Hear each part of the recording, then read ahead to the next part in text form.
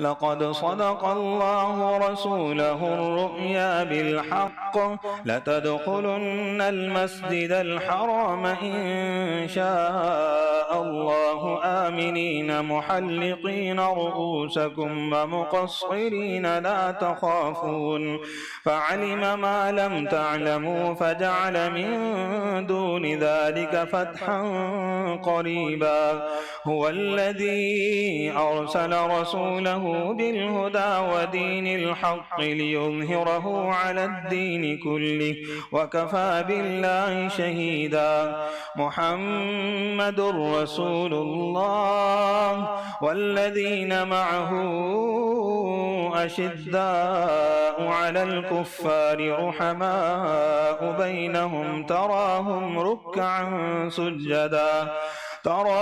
ركعا سجدا يبتغون فضلا من الله ورضوانا سيماهم في وجوههم من أثر السجود ذلك مثلهم في التوراة ومثلهم في الإنجيل كزرع أخرج شطأه فآزره